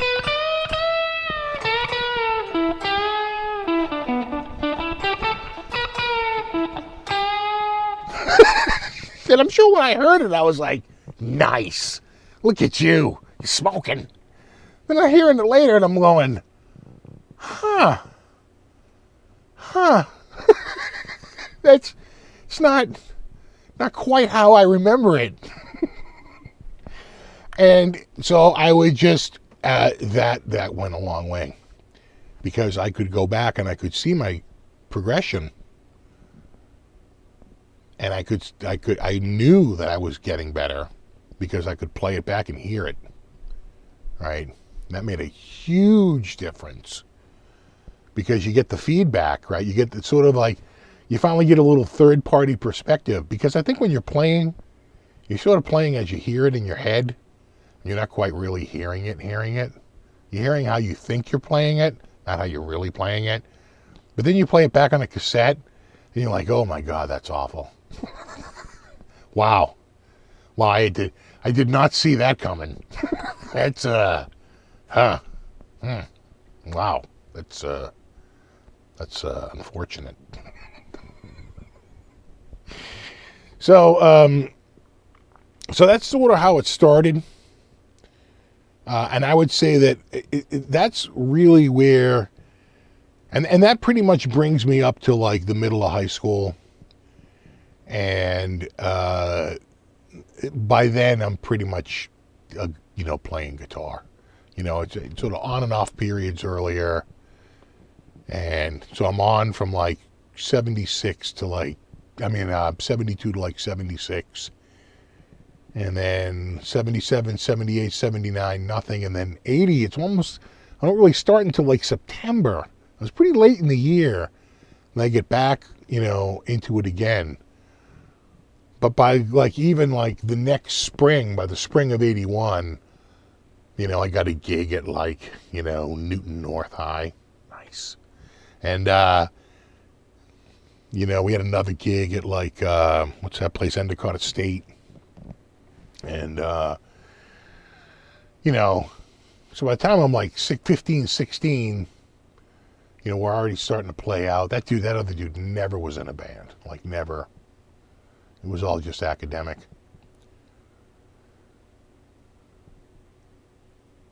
Maybe not only your guitar playing skills, but maybe your recording skills are improving as well. Yeah, maybe. Maybe it was pretty rudimentary to start. It was just literally, those flat cassette players. You remember those, a little flat box with a speaker and a mono microphone. That's pretty much how it mostly started. Although I probably pretty quickly switched. I had a boombox, like a lot of people did back then. And I actually had a boombox that was really good at recording loud volume, so it never really distorted. That was the one I used. I really would use that. It was probably some Sanyo, like some Sanyo friggin' box. I think it was a Sanyo. Could have been a Panasonic, but I think it was a Sanyo.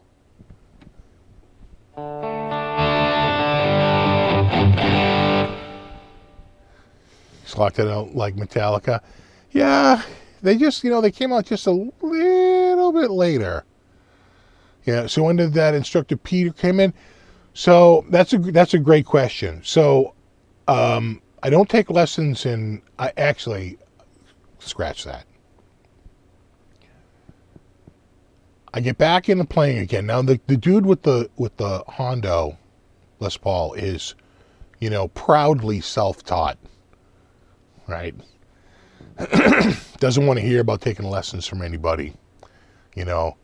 Can you tame the wind? So he doesn't want to hear it. He's proudly ignorant. And so I had another friend who, was hanging out, and he showed up and went like, I was like, oh my God, dude, that's Rush. He was like, I'm like, dude, where did you get? I was like, oh, I'm taking lessons. Taking lessons from this dude. And I'm like, sweet. And I started taking lessons with him. That was pretty early on. I want to say I was like 14, 15. I was pretty young, right? Not too long after I started going to that dude. I was probably 15.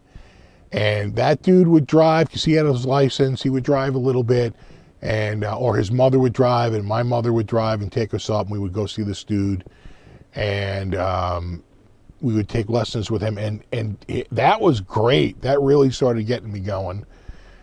And then I don't think I took more. We had a teacher that came in, a new head of the department for the music department in school. And he started a music theory class, and I went to Berkeley that summer between junior and senior years. So I hit Berkeley. I got sort of that going on. That's a very concentrated program. I come back and take a whole year of music theory. That really got my act together without a doubt. I'm also playing in a lot of the bands at that point. I got a metal band going, we're playing down the barn all the time. But it's really not until, I want to say because we had moved the store. It wasn't in the old store, that was 86. I got to say it's probably not till 87 I really start to get into lessons again. And I would take lessons we had all these different teachers. I'd go to a guy to 6 months. I'd go to another guy for 6 months. I'd go to another guy for 6 months. And they all had, I got so much out of all those different dudes. There was one dude, young dude, who come up from Georgia. He showed me a lot of great stuff about how to break down the modes and the triads. I had one guy really break down a lot of the blues turnarounds to me. And Pete was just perfect at just all the scales and the chords and the inversions. And, he was very much a technician. So between all of them, they sort of fill in a lot of the gaps that, each one by themselves wouldn't be able to do. So yeah, no, I was going to a bunch of different teachers. God, I went to Dave, I went to Chuck, I went to Greg, I went to Peter. And then I was on the list for one of the greatest, jazz instructors ever, the guy who taught Mike Stern, Jeff Berlin, right? This guy is like a total genius. This guy, Charlie Banakis, his waiting list was around 2 years long. So I signed up for it, and sure enough, about 2 years later, he called me. And he had a really good Sunday night opening, which people love Sunday night because you get to practice all day before you have to go to your lesson. which was a total ball buster. This guy was a notorious ball buster. And it was $40 for a half-hour lesson. This is like 1992. I just couldn't afford it. I was like, dude, there's no way I can do this. He's like, don't worry. He goes, now that you've gone through the big list, you're on the short list. He called like 6 months later. My situation hadn't changed. He never called back after that. I was going to sign up again. He died about 12 years ago. He was an older guy and shockingly passed away out of the blue from, I think, cancer. But that was the one big regret, that I never went to Charlie, because he was kind of like the graduate school for all the local jazz dudes. You'd go to Berkeley and get a degree. Then you'd go to Charlie and get your ass kicked for like 3 to 5 years and realize just how little you knew. Yeah, no, $40. $40 for a half hour, and that was in like 1992. And people, again, it was a 2-year waiting list to go see Charlie. That dude was insane. And he could break down like clusters of notes. He had ways of just breaking it all up. Tensions on top of tensions. Oh God, that dude, he's a genius, right? Talking about a dude who's just like an absolute genius. Perfect pitch and a complete musical genius. And, the type of guy who's like Charlie Bergonzi, and was it Bergonzi, Charlie? What's the guy's great? Jerry Bergonzi. That's the guy's name. All those dudes, they all would go to this guy because he's a freak. Like I haven't said it enough.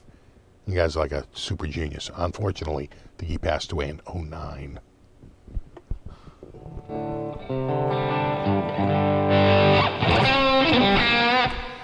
Yeah, he probably would. He probably would just kick your ass. He was known to be quite the cheerleader, though. To be very upbeat and very happy and very like, you got this, you can do this. And but they basically said is that, like, God forbid you did everything he gave you during the week, he just would pile it on triple for the next week. He wanted to give you more than you could possibly ever complete in a single week, because he always wanted to push you to the possible limit of your learning. And so, like, oh, could you learn all those permutations in 1 week? Oh, okay. Well, now here's 12 times that. Oh. Right, he would just bust balls.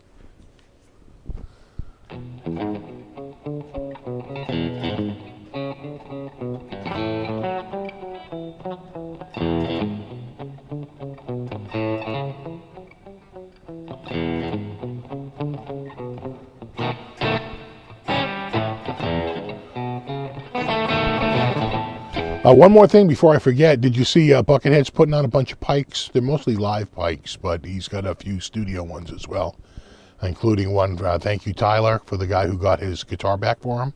I think he's going to have Tyler featured on an upcoming pike. So if you like the Buckethead, go check out the Buckethead Land channel. And he's been uploading like crazy these last, 6 weeks.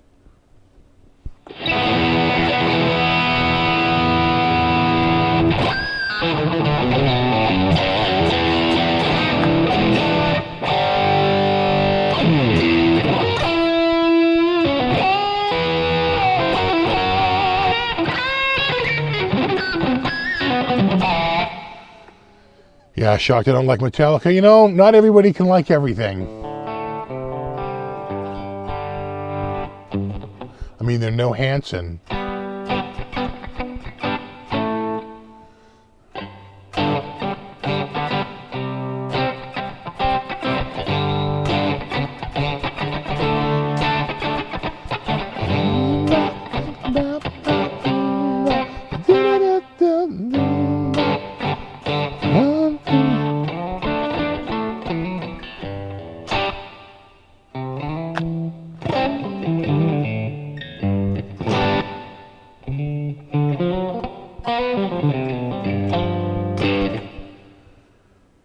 Being totally honest, I'm a big Metallica fan. When Metallica came out, it was sort of like shitty drummer, right? Shitty lead guitar player, really good rhythm guitar player, some pretty damn good riffs, but I wasn't crazy about the singer. I always felt that, I liked wasn't a big fan of the growly singers, I was more of an Aussie guy. So it was just, they just never really, I didn't like Megadeth for sort of the same reason, In fact, none of that sort of thrash metal.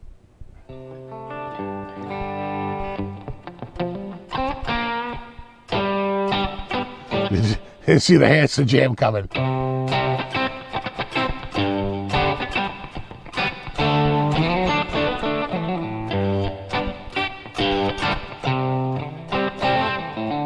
I'm really not a fan of Pantera either, no. I mean, they're no Hanson.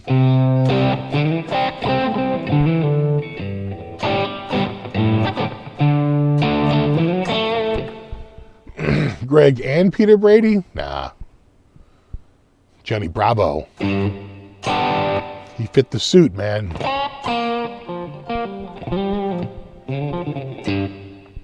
Mouse amps rock. Mouse amps actually do rock, but I never owned one. The battery, right? Could you charge them? Were they chargeable? I think they were.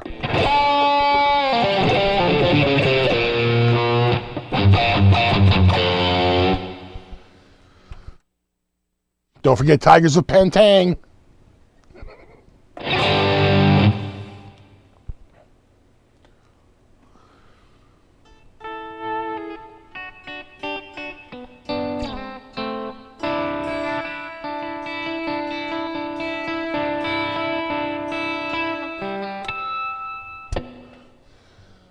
Another music question, Braveheart fan. Yeah, Braveheart's a great movie. And I liked his other one there, too. Apocalypto. That was a good one, too.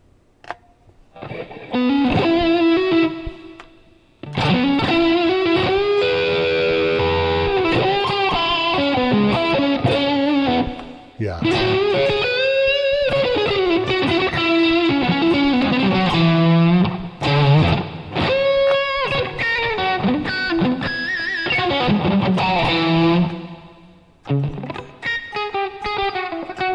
Have a good one, Robert.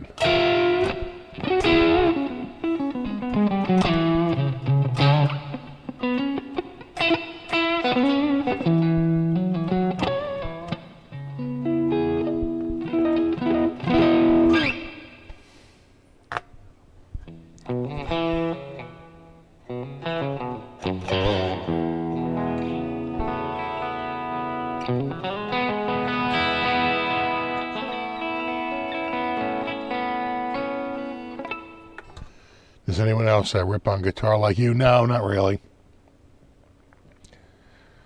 Don't really have, my daughter plays trumpet,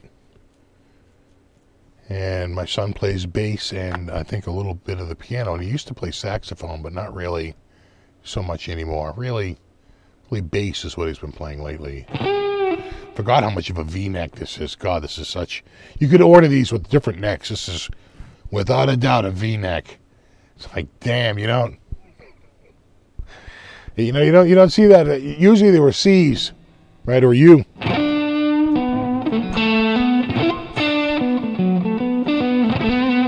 Any guitar reviews coming up? I talked with the guys from Vola, and they were supposed to, because I go, hey, thought you were going to send me a guitar. He's like, you didn't get the guitar? I'm like, no, so he's got to talk to the dude who has it now, send it over to me. So maybe in a couple of weeks that'll get here. And then maybe a Kramer or two. There's been some talk.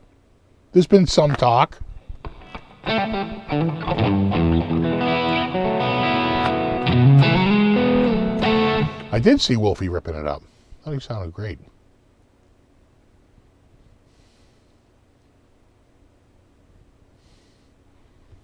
Yeah, so I knew of Pantera long before. I know they consider them an 90s metal band, but I think that's it when they switched to a new singer. I sort of remember them with the old singer.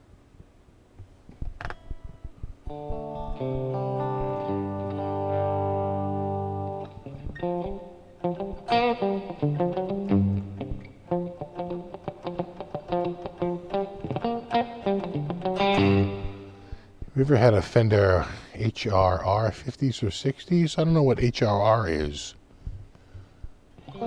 Like a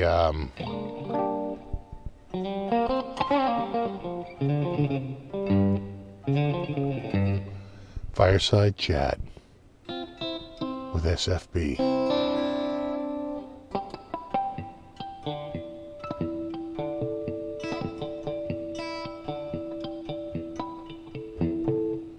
I've been loving the Volas too. I've been playing that. Bobby was over today and he dropped off some parts. Oh God, gotta get these parts over here. Oy. Gotta. Oy. God. It's so bright. Oh, you don't probably see it down on this cam. There you go. A Strat body. Oi. Oi. And like a scallop neck that he was sort of sanding and working on. I'll finish it up. Get it done. Get her done.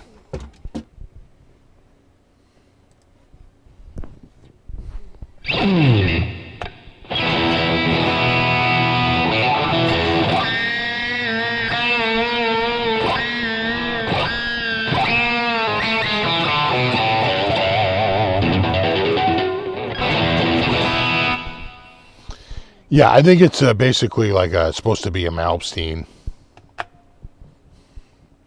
It's a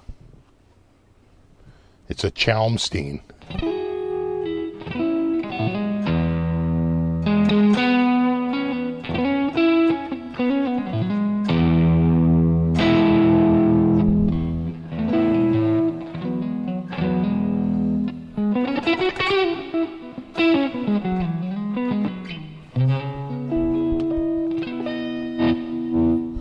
If you could replay a decade and relive it, what would it be? Probably the 2000s when my kids were little. You miss those years. At the time, you hate it, but, you know, because it feels like it never going to end. But then you get older and you kind of miss it. You know?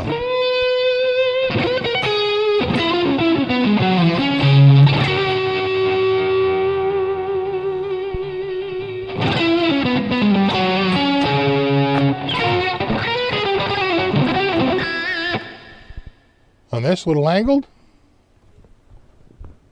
Or you meant on that one? On this one? Oh. On this one? Maybe. You think so? We'll turn a little bit? Yeah, I guess. They're gold.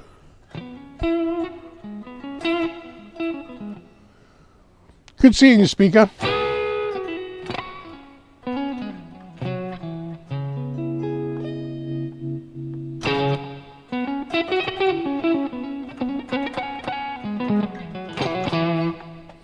Pats Raisins with a Pats win? Oh, who knows? And what the hell happened with the friggin' Ime Udoka? That boy, that raises a lot more questions than answers. Oh my God, what the hell is going on there? It seemed like everybody is in friggin' litigation panic mode.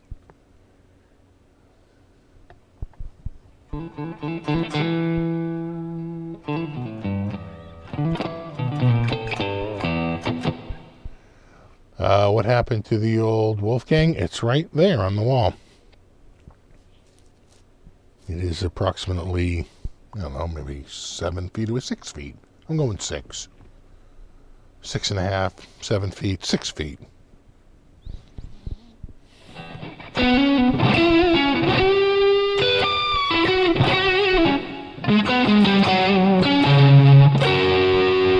Can't believe it's been hours, 2 hours already.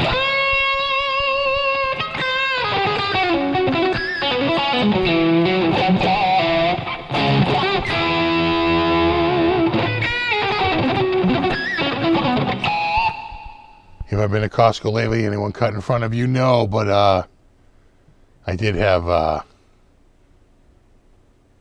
some words with a guy who I couldn't figure out how to check out. He was like taking forever, and I wasn't saying anything, but He apparently thought I looked annoyed. And let's just say we each registered our displeasure with each other.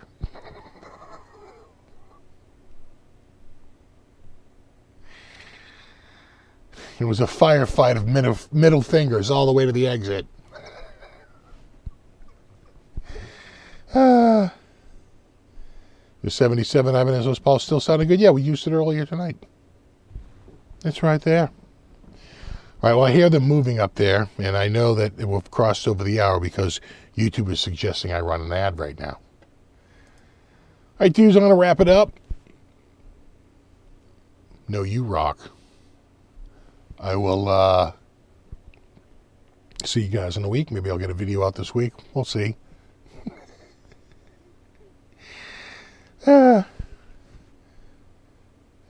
Super thanks to everyone for hanging out. Super extra thanks for anyone who contributed. I really appreciate that.